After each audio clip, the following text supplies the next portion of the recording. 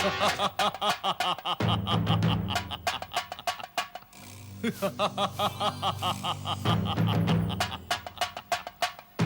सेवक के लिए क्या आज्ञा है स्वामी परमेश्वर?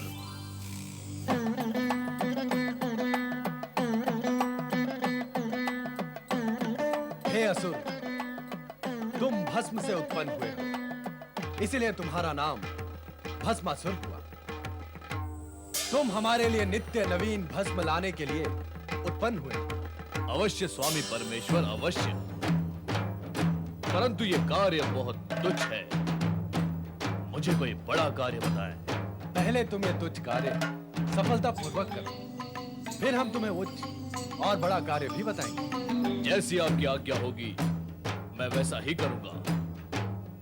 हे परमेश्वर, आपने मेरा नाम भस्मासुर रखा है, मुझे असुर कहकर भी पुकारा है, तो क्या मैं असुर हूं? जब हमारे मुख से तुम्हारे लिए असुर शब्द निकला है, तो यह निश्चित है कि तुम असुर ही हो। यदि तुम देव, दानव, मानव अथवा शिवगण होते तो हम तुम्हें उसी नाम से पुकारते। अतः तुम स्वयं को असुर ही समझो। अब जाओ, हमारे लिए भस्म लेकर आओ। जो आज्ञा महादेव।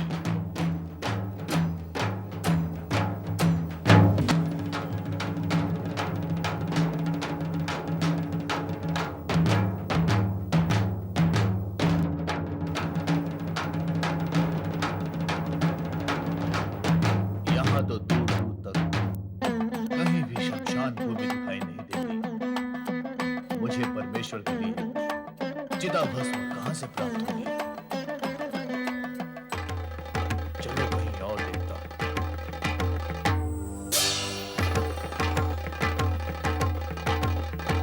यहां भी कोई शमशान दिखाई नहीं देता। क्या करूं?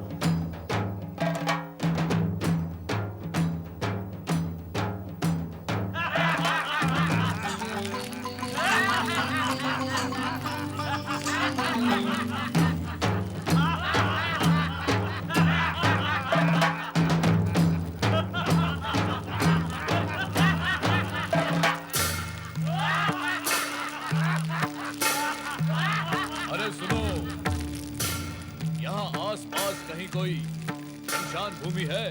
शमशान? वहां क्या करोगे? मुझे चिता भस्म चाहिए।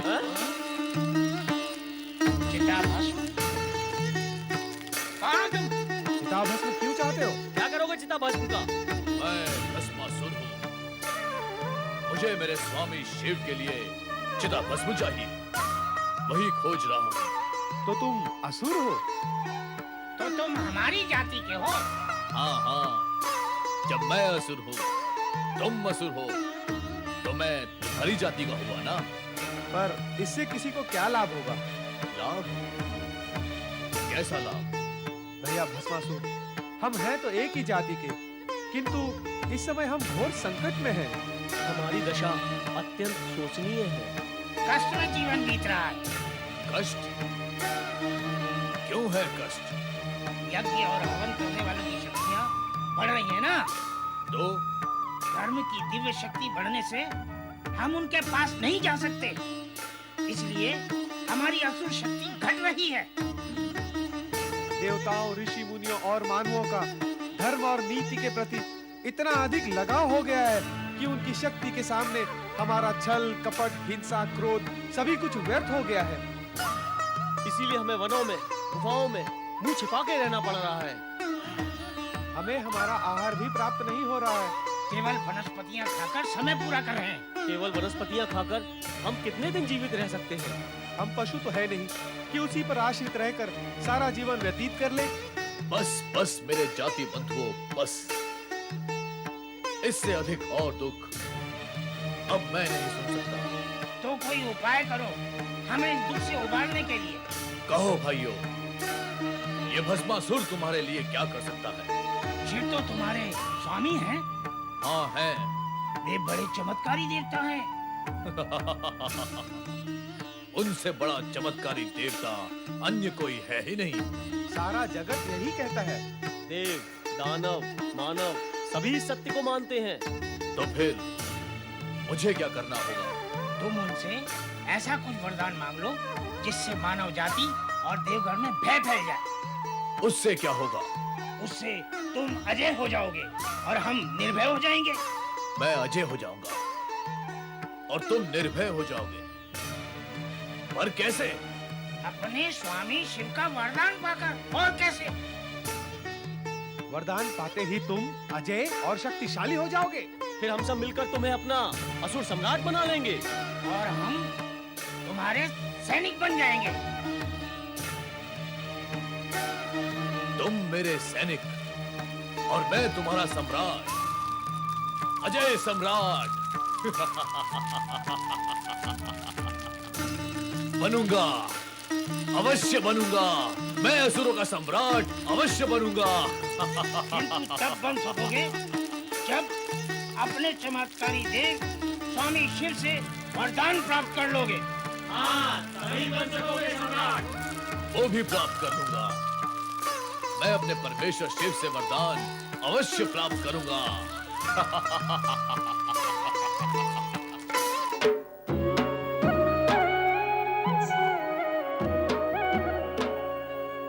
स्वामी परमेश्वर को सेवक भस्मासुर प्रणाम करता है।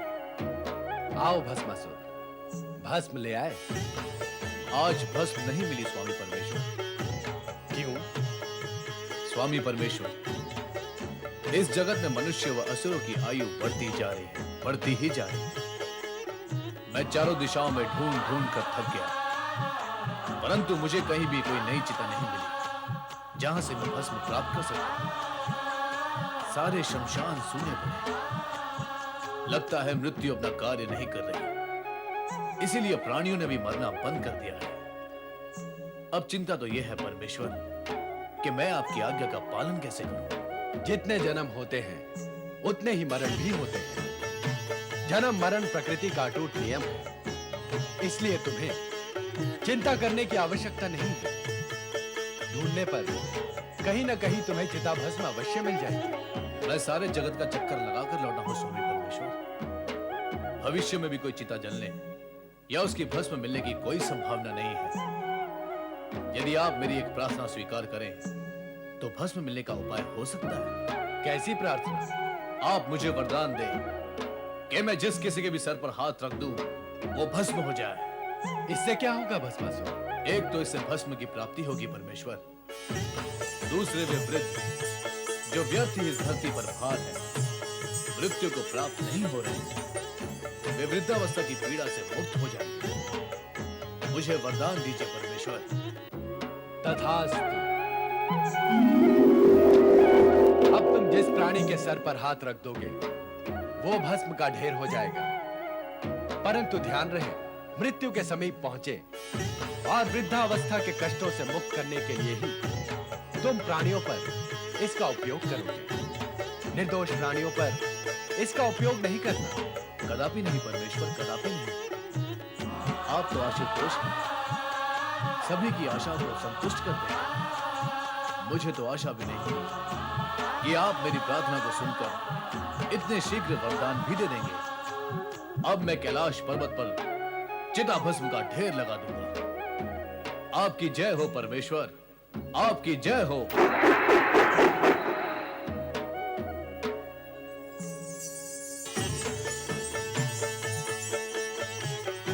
ये आपने क्या किया स्वामी? आप सदा ऐसा ही करते हैं। असुरों को वरदान देकर उन्हें अहंकारी बना देते हैं, फिर वे निर्दोष प्राणियों पर अत्याचार करते हैं। भस्मासुर भी इतना बड़ा वरदान पाकर वैसा ही करेगा।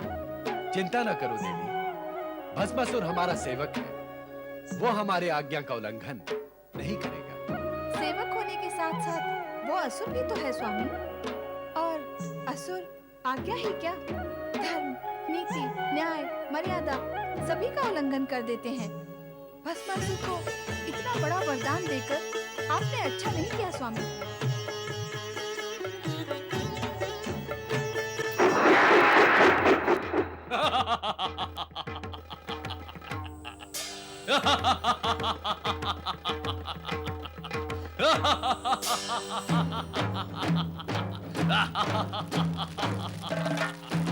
ले आए चमत्कारी देवता शिव से वरदान।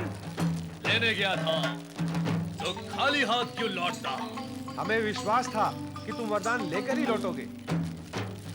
और अब मुझे विश्वास करना है। कैसा विश्वास? स्वामी परमेश्वर ने मुझे वरदान दिया है कि मैं जिस किसी के भी सर पर हाथ रख दूंगा वो भस्म हो जाएगा। असुर सम्राट भस्मासुर की जय! असुर सम्राट भस्मासुर की जय!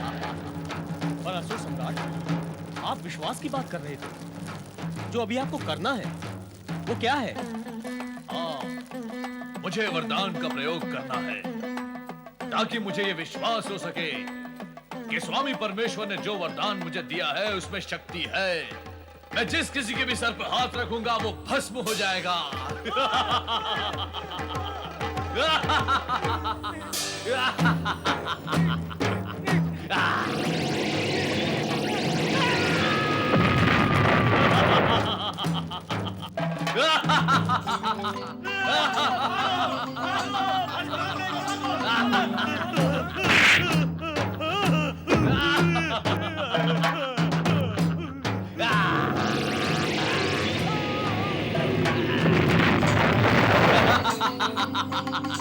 असुर सम्राट, ये आप क्या कर रहे हो? प्रयोग कर रहा हूँ। अरे प्रयोग कोई अपनों पर किया जाता है, प्रयोग तो दूसरों पर किया जाता है।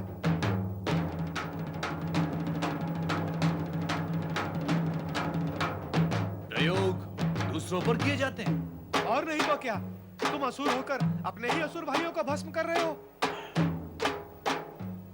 तो फिर मुझे प्रयोग के लिए किसे भस्म करना चाहिए? अपने शत्रुओं को, अपने असुर भाई और असुर जाति के शत्रुओं को, उनको जो असुर जाति को समाप्त कर देना चाहते हैं। तुम उन्हें भस्म क्यों नहीं करते? कौन है वो लोग? वे ही जो यज्ञ और हवन करके धर्म शक्ति एकत्र कर हमें नष्ट कर देना चाहते हैं। वे ही ऋषि मुनि जो सदा प्रेम, सत्य और अहिंसा की बातें और काम करके हमें दुर्बल बना देना चाहते हैं। यही हमारे विनाश का कारण है। ऐसा है क्या? ऐसा ही है। वैसा होता तो हम ऐसी बात ही क्यों करते? तुम्हें अपने वरदान का सही उपयोग करके अपने असुर भाइयों को शक्तिशाली बनाकर असुर साम्राज्य की स्थापना करनी चाहिए। ऐसा ही होगा।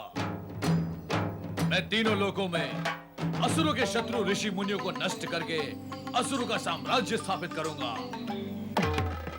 या।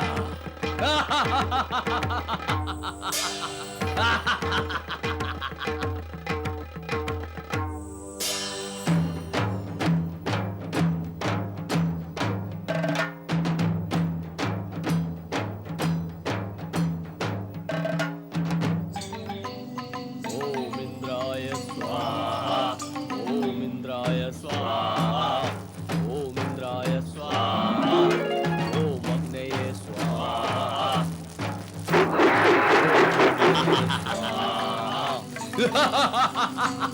कौन हो तुम? अभी पता चल जाएगा कौन हूं मैं।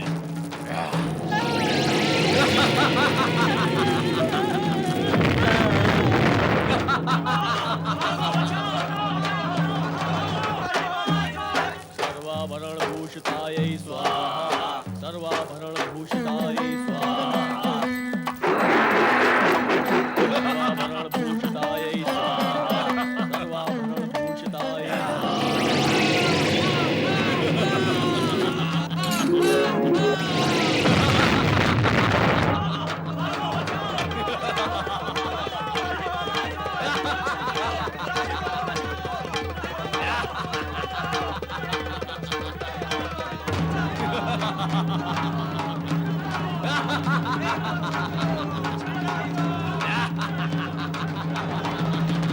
ये दुष्ट भस्मासुर निर्दोष प्राणियों को ही समाप्त करता जा रहा है।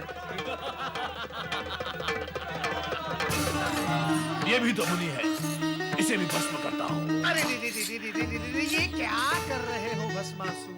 मुझे भस्म करके तुम्हें क्या मिलेगा? मिलेगा नहीं, मिलेगी तुम्हारी भस्म। मेरी भस्म का तुम्हें क्या उपयोग भस्मासुर?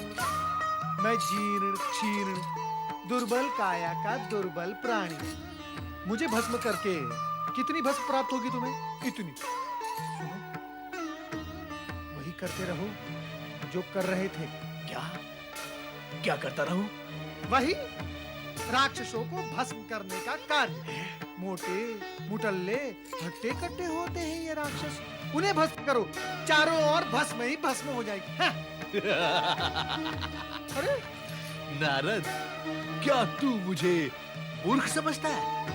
नहीं नहीं, जब तक तुम्हारे सम्मुख खड़ा हूं तब तक तुम्हें मूर्ख कैसे समझ सकता हूं?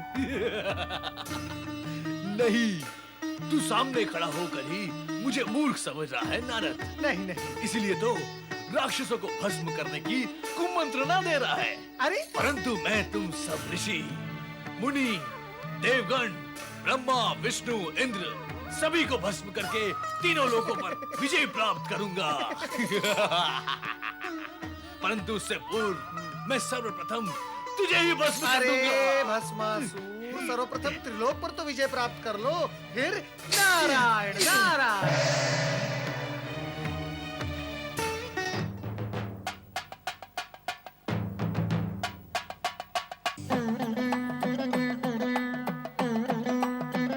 महाबली भस्मासुर, असुरराज भस्मासुर, महाबली भस्मासुर। भले पधारे महाबली, भले पधारे भस्मासुर। हमारी व्यथा सुनो असुरराज, हमारी व्यथा सुनो।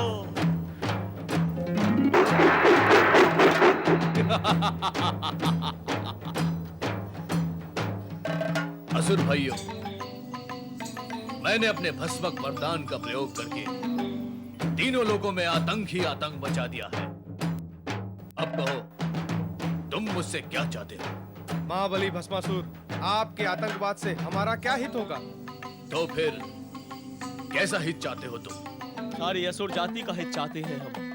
देखते नहीं, देवताओं के भय से हम वन में किस प्रकार छुपे हुए हैं। असुर सम्राट भस्मासुर की जय!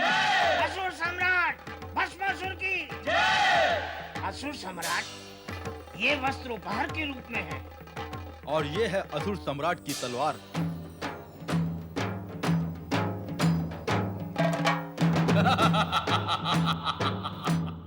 लगता है अब हमारा उद्धार निश्चित है। यदि ऐसा है तो मैं अपने असुर भाइयों के हित और उद्धार के लिए क्या कर सकता हूँ? असुरराज, असुरों का हित तो तब होगा जब तुम असुरों के शत्रु इन देवताओं और धर्मात्माओं को समाप्त कर तीनों लोकों में असुरों का साम्राज्य स्थापित करोगे। तो फिर बताओ, कौन है वो हमारा शत्रु राजा? राजा धर्मसेन। वो ब्रह्मा विष्णु का भक्त और बड़ा धर्मात्मा है। धर्मात्मा?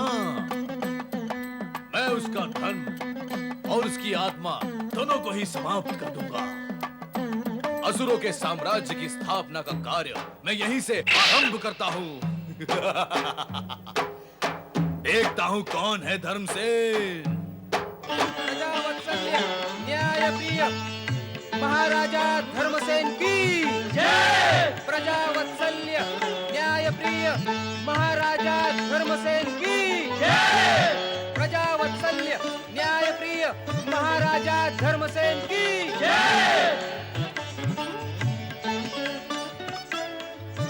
महामंत्री प्रसेनजीत, आज्ञा करें महाराज। हमारी प्रजा के कुशल मंगल के समाचार कहें। महाराज, प्रजा सुखी और प्रसन्न है। राज्य की व्यवस्था सुचारू है। सभी कार्य कुशलतापूर्वक हो रहे हैं। किंतु महाराज। किंतु क्या महामंत्री? रुक क्यों गए? जो भी कहना है निसंकोच कहिए।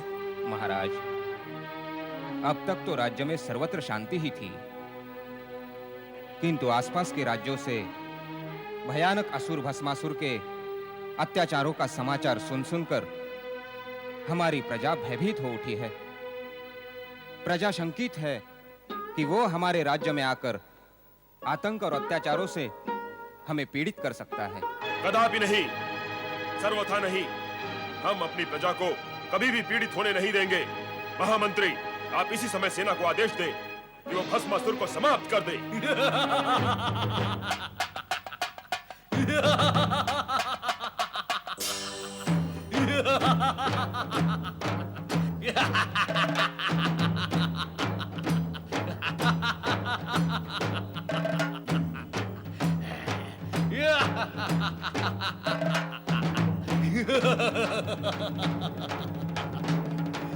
भस्मासुर को समाप्त करने का विचार हो रहा है। राजा धर्मसेन, क्या ये नहीं जानता कि अब तेरे समाप्त होने का समय समीप आ पहुंचा है? सेनापति, इस दुष्ट को समाप्त कर दो।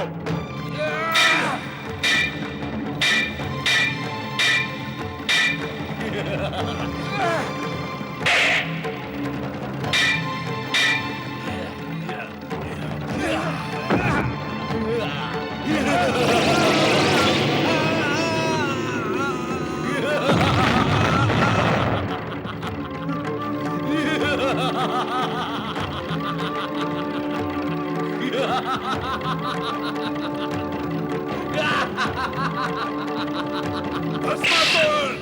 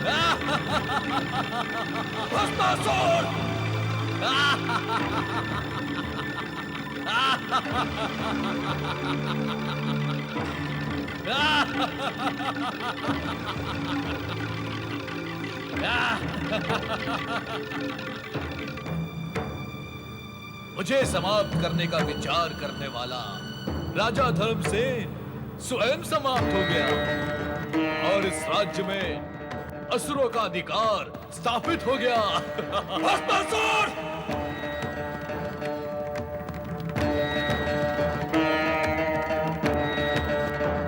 महाराज धर्मसेन के पुत्र विषसेन के होते हुए एक असुर इस राज्य के सिंहासन पर कदापि नहीं बैठ सकता। मैं यहाँ असुरों का राज्य कदापि स्थापित नहीं होने दूंगा।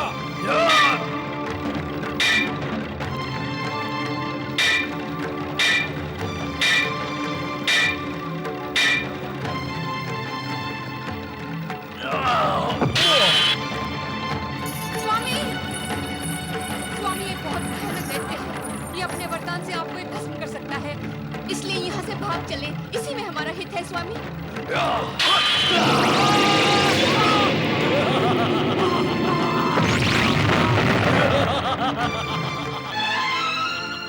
स्वामी, स्वामी।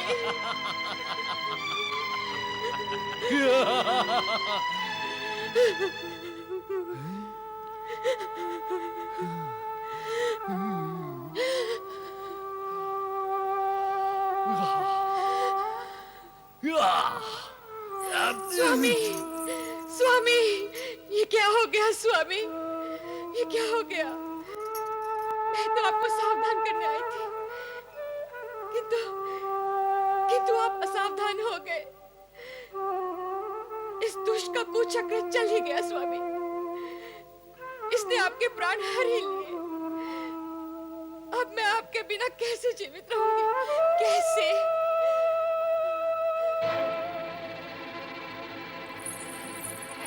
हत्यारे, पापी, दुष्ट, इस प्रकार मुझे क्या देख रहा है? मैं तो असुर ही, तामसिकता और अवगुणों का भंडार। मैं अपने पति के बिना एक पल भी जीवित नहीं रह सकती। अब विलंब ना कर, मुझे भी भस्म कर दे। नहीं, कर दे मुझे भस्म। नहीं। तुम जैसी परम सुंदरी को भस्म करके मैं अपना ही अहित करूं, इतना मूर्ख मैं नहीं हूं। मैं तो तुम्हें अपनी महारानी बनाऊंगा। महारानी, आओ मेरे पास आओ महारानी। स्वामी।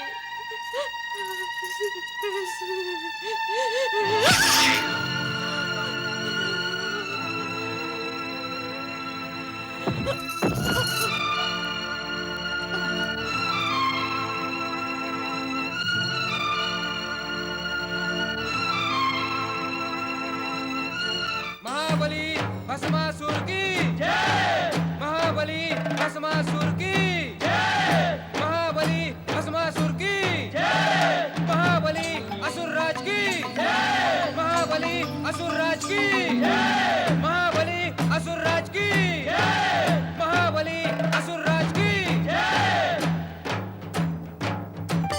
नारायण नारायण। परमपिता, भस्मासुर ने पृथ्वीलोक पर भयंकर उत्पात मचा रखा है। अहंकार के मद में उसके अत्याचार दिन प्रतिदिन बढ़ते ही जा रहे हैं। उसने तो स्वर्गलोक पर आक्रमण करके देवताओं को वहां से निष्कासित करने का निश्चय भी कर लिया है। यदि उसका ये निश्चय पूर्ण हो गया तो अनर्थ हो जाएगा परमपिता, अनर्थ हो जाएगा। उसे नष्ट करने का कोई आप उपाय करें।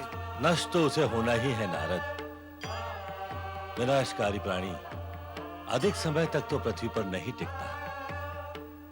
दुविधा तो यह है कि उसे भगवान शिव शंकर का वरदान प्राप्त है, इसी से वो उन्मत्त हो गया है। वो दुष्ट ये भी नहीं जानता कि भगवान शिव ही उसकी विनाश लीला का आयोजन करेंगे। भगवान भोलेनाथ? वो कैसे? भस्मासुर के मन में नारी मोह जागृत हो चुका है। अतः भगवान शिव किसी सुंदर नारी द्वारा उसका अंत करवाएंगे। अब तुम जाओ नारद। नारायण नारायण नारायण नारायण नारायण। ये तो सारा जगत न जाने कब से सुन रहा है। लक्ष्मी लक्ष्मी तो तुम कभी बोलोगे नहीं। नारायण नारायण। माता, इससे पूर्व भी इस विषय पर चर्चा हो चुकी है और तब भी मैंने यही निवेदन किया था कि नारायण नाम में ही लक्ष्मी भी समाहित है। सो तो ठीक है, किंतु ये बताओ, तुम इतने समय तक थे कहाँ? त्रिदेव की लीलाओं को साकार रूप देने में व्यस्त था। अर्थात अब तुम्हारे प्रश्न समाप्त हुए हैं? नहीं नहीं माता, कदापि नहीं। प्रश्न तो प्रलय पर्यंत समाप्त नहीं होंगे। प्रश्न, सूचना एवं भक्ति, यही तो नारद का जीवन है।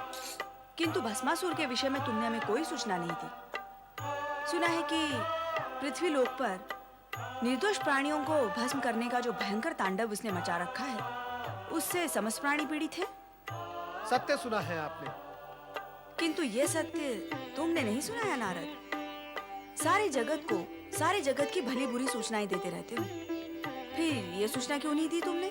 माता, आपसे और भगवान श्री हरि विष्णु से इस जगत की कौन सी घटना छिपी हुई है? आप तो सर्वज्ञ हैं।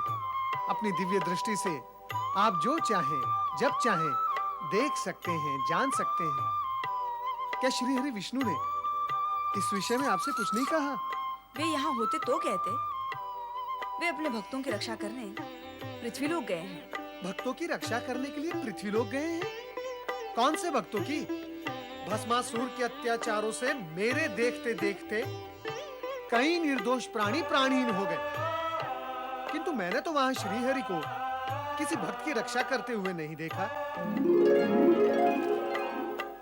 कैसे देखते नारद? अपने साकार रूप में होते तो देखते ना। भक्तों की रक्षा के लिए हमें कभी-कभी निर्गुण और निराकार रूप धारण करने पड़ते हैं। क्या तुम इस रहस्य को नहीं जानते?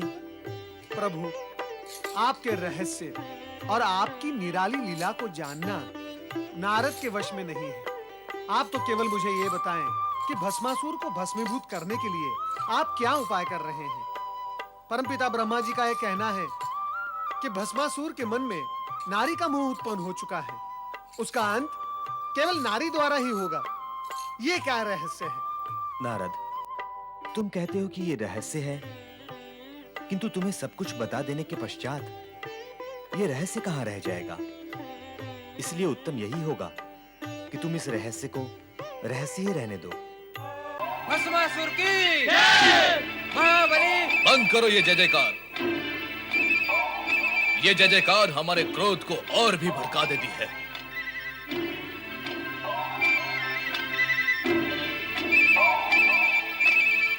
नारी कितनी सुंदर, कोमलांगी, चंचल नैनों वाली, मधुर मुस्कान वाली, इसे तो प्राप्त करना चाहिए। अब मैं जगत की सबसे सुंदर नारी को अपनी महारानी बनाऊंगा और ये जितने भी देवता ऋषि मुनि हैं, इन सबको समाप्त कर दूंगा।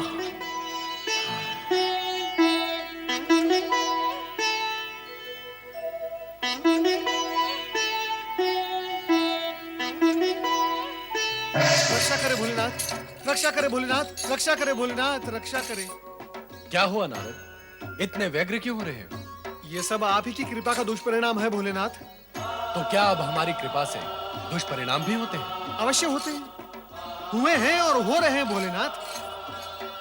अयोग्य और दुष्ट प्राणी को यदि ऐसे पद, अधिकार और सुविधाएं दी जाएं जिसके वो योग्य ही नहीं है, तो क्या वो उसका दुरुपयोग नहीं करेगा भोलेनाथ? और फिर उसके दुष्परिणाम नहीं होंगे?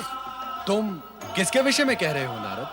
आप सब जानते हुए भी भोले बनते हैं, तभी तो आपको सब भोलेनाथ कहते हैं। आप भली भांति जानते हैं कि मैं भस्मासुर के विषय में कह रहा हूं।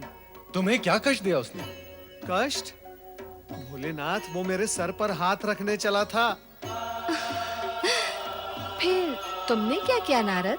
प्राण बचाकर भागने के अतिरिक्त मैं करता भी क्या माता? भोलेनाथ, मेरे प्राण तो जैसे तैसे बच गए, किंतु उस दुष्ट असुर ने मृत्यु का नंगा नाच ही आरंभ कर दिया था। भोलेनाथ, वो दुष्ट असुर निर्दोष प्राणियों को भस्म की ढेरी बनाता जा रहा है भोलेनाथ। मेरी समझ में नहीं आता भोलेनाथ, आप क्यों दे देते हैं वरदान ऐसे दुष्ट प्राणियों को जिसके वो योग्य ही नहीं होते? आपकी कृपा और वरदान का कितना अनुचित लाभ उठा लेते हैं ये दुष्ट असुर। माता, भोलेनाथ, मुझे तो लगता है वो संपूर्ण सृष्टि में प्रलय ही मचा देगा।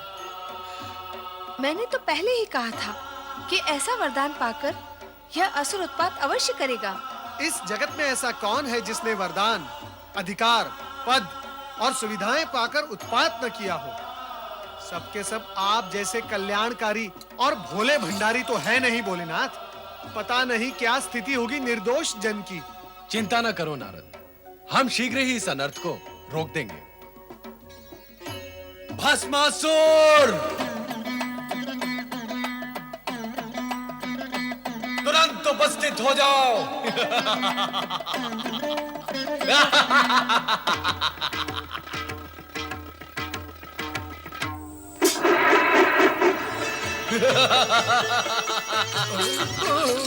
हे शिव शंकर, आपके दिए हुए वरदान का प्रयोग करके अत्यंत सुख की प्राप्ति हो रही है।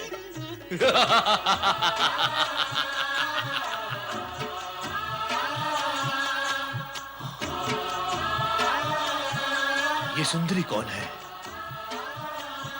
मुझे इस प्रकार क्रोध से न देखो सुंदरी। क्रोध में तो तुम और भी अधिक सुंदर दिखाई देती हो। मैं ये सोचता था कि मैं अपने शत्रुओं को समाप्त करने के पश्चात जब इस त्रिलोक का सम्राट बन जाऊंगा तो मेरी साम्राज्ञी कौन होगी? परंतु तुम्हें देखने के पश्चात प्रश्न और सोच दोनों ही समाप्त हो गए। आओ, मेरे पास आओ।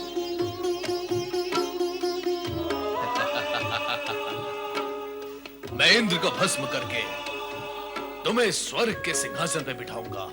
दुष्ट भस्मासुर, पार्वती हमारी अर्धांगिनी है और तू हमारा सेवक। वो तुम्हारे माता समान है। इन पर कुदृष्टि डालने का परिणाम जानता है। हम तुम्हें इसी समय भस्म कर देंगे। भस्म करने का काम जब तुम करते थे वो युग गया भस्मधारी। अब भस्म करने का कार्य मैं करता हूं। मैं इससे पहले कि तुम मुझे भस्म करो, मैं ही तुम्हें भस्म करके इस सुंदरी को अपना बना लेता हूं। वही रुक जा दुष्ट। प्रभु अपनी रक्षा करे, भाग जाए यहाँ से, भाग जाए प्रभु।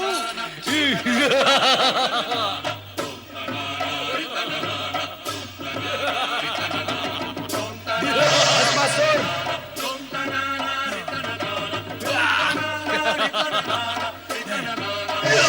भस्मासुर,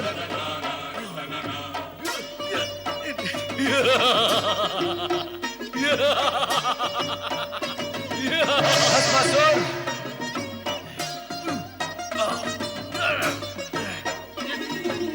भस्मासुर,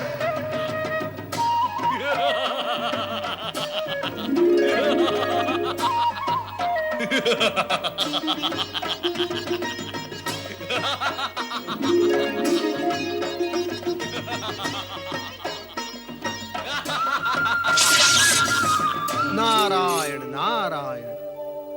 अयोग्य प्राणी को अधिक अधिकार देने का परिणाम सदा दुखदाई होता है। देवेश्वर, आप ही से वरदान पाया है और अब आप ही को भस्म करने पर तुला हुआ है ये दुष्ट प्राणी। नारायण नारायण। अब तो मुझे ही कुछ उपाय करना होगा।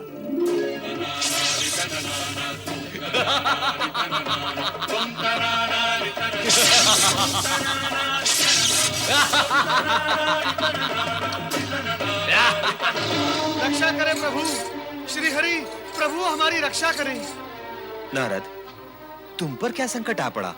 नारद, आज तुम्हें रक्षा की आवश्यकता कैसे आन पड़ी? तुम तो संपूर्ण जगत की रक्षा की चिंता किया करते हो। माता, चिंता तो आज भी है, किंतु जगत की नहीं, जगत पिता की। अर्थात? श्री हरि, भस्मासुर को वरदान देकर भगवान भोलेनाथ स्वयं संकट में पड़ गए हैं। वो दुष्ट भस्मासुर भगवान भोलेनाथ के सिर पर हाथ रखकर उन्हें भस्म करना चाहता है। पर नारद, ये भी तो शिवलीला ही है। शिवलीला? श्री हरि, ये कैसी शिवलीला है जिससे प्राण संकट में पड़ जाएं? नारद, शिव ऐसी ही लीला करते हैं कि जगत के सारे प्राणी इस सत्य को जान और मान लें कि अयोग्य प्राणी को अधिक अधिकार और वरदान देने से जगत को दुष्परिणाम भोगने पड़ते हैं। किंतु इस समय तो आप उन्हें दुष्परिणाम भोगने से बचाएं।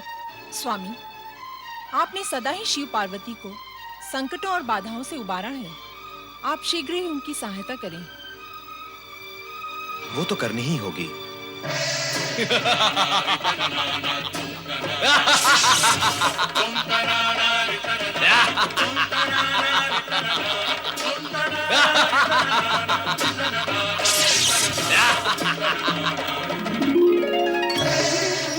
ये सब क्या हो रहा है स्वामी?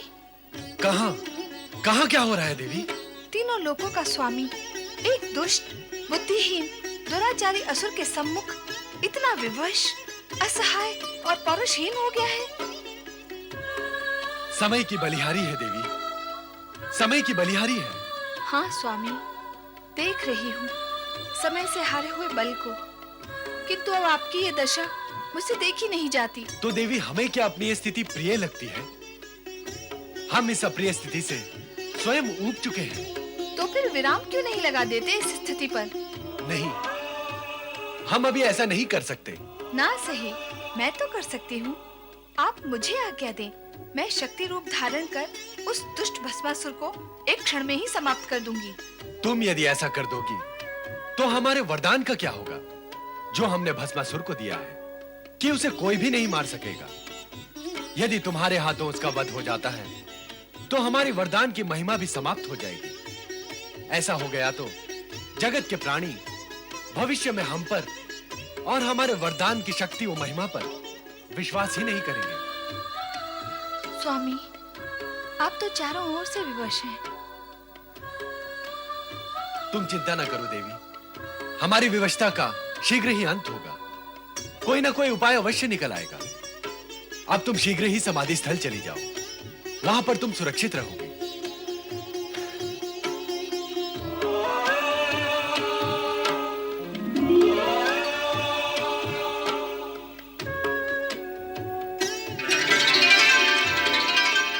कहाँ है शिव शंकर?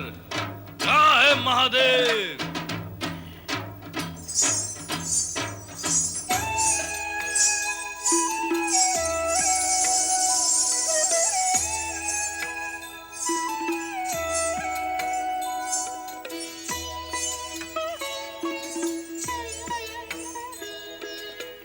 इधर देखो वरदायिनी भस्मासुर।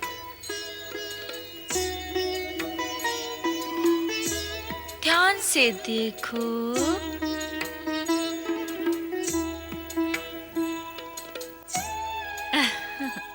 अंतर्दृष्टि से देखोगे तो मैं तुम्हें पार्वती से अधिक सुंदर दिखाई दूंगी। मैं त्रिभुवन मोहिनी हूँ।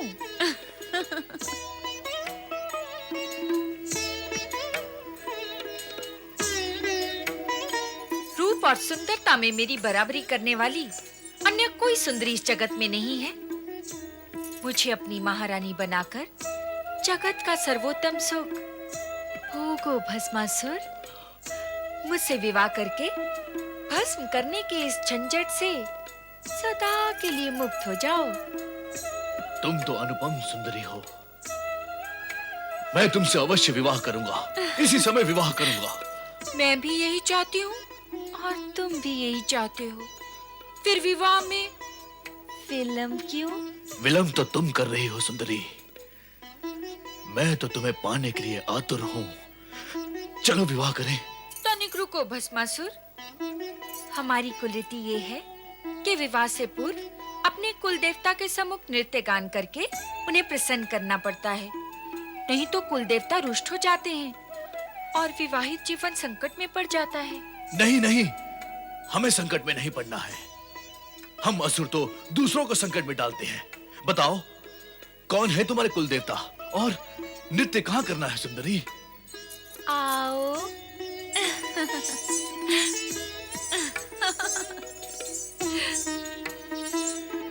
ये वट वृक्ष ही हमारे कुल देवता हैं। तुम मेरे होने वाले पति हो। हमारी कुल रीति के अनुसार कुल देवता को प्रसन्न करने के लिए तुम्हें उसी भांति नृत्य करना होगा जैसे कि मैं करूंगी। बोलो, करोगे ना?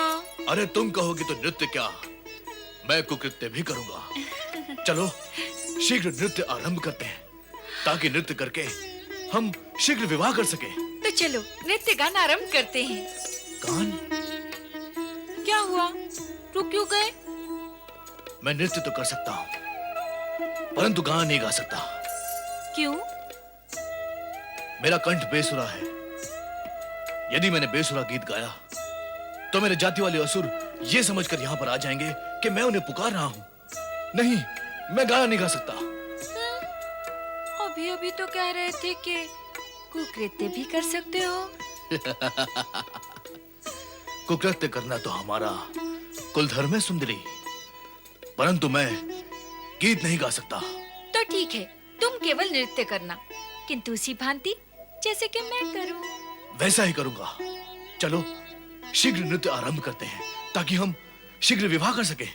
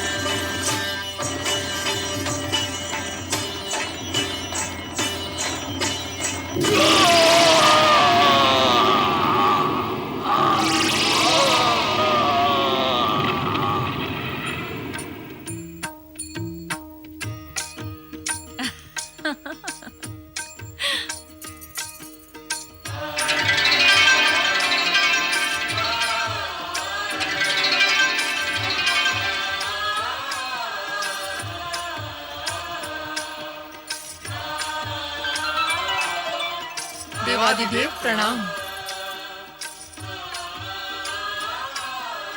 श्री हरि विष्णु, आपने हमारी भूल का परिमार्जन कर दिया। भूल?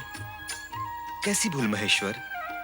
यदि आप भूल करने लगेंगे तो साधारण प्राणी की क्या गति होगी?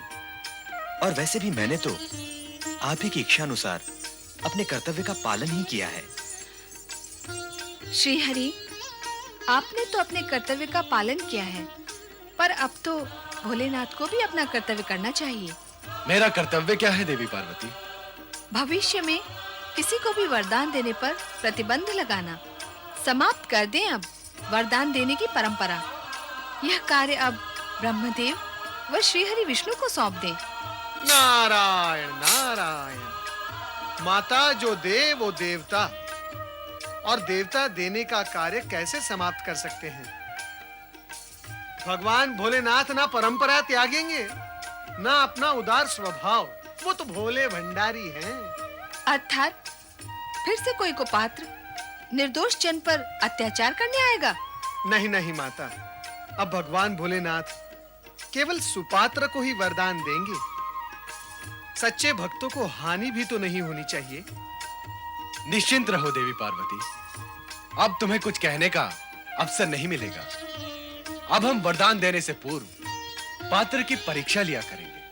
देवादिदेव महादेव की जय! पालन करता श्री हरि विष्णु की जय! भगवान भोलेनाथ की जय!